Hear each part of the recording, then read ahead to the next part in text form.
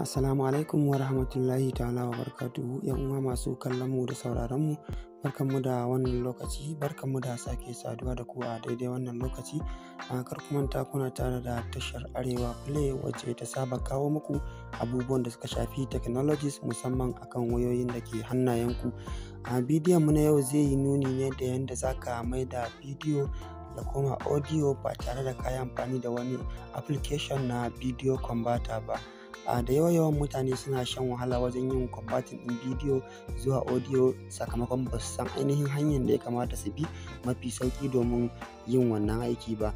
So alhamdulillah ta kwana gidan sauki domin kuwa mun kawo muku yanda za ka mai da kowane irin bidiyo ya koma audio ta hanyar amfani da wannan application ɗin, wato Zinda kenan, wacce muke amfani da ita wajen yin sharing videos, audios, images da ma da sauran wasu bayanai zuwa wayoyinmu. So da ita za mu yi amfani mu mai da bidiyo ya koma audio ba tare da amfani da wifi ko buɗe data ba. Misali da farko, yanzu kamar yadda kuke gani gashi dai mun shigo cikin Zinda, gashi nan ga application. To da farko misali za ka ga a gefe akwai to mp3, share, social and me. So misali za mu shiga cikin mp3. Idan ka shigo nan kamar yadda kuke gani nan waƙoƙi ne wanda na yi amfani da bidiyo na mai da su audio. To misali yanzu sai mu clicking a nan,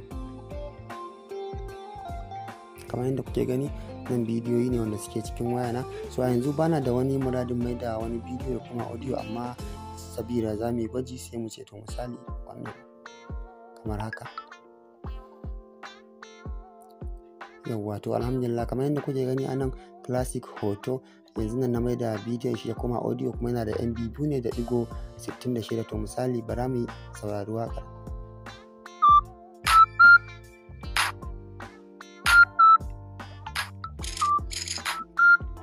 Misali wannan ya riga ya zama, to bara mu ƙara ɗaukowa domin wanda kila bai fahimci yadda al'amari yake sosai ba ya ƙara fahimta. Farko za ka shigo nan, so ga bidiyoyi nan kala-kala daban-daban, ka zaɓi duk wanda kake so a cikin bidiyon ka sai ka yi misali clicking a kan shi.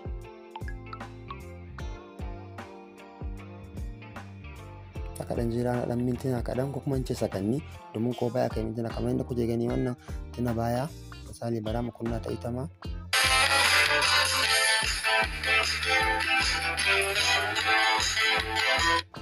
Kamar haka.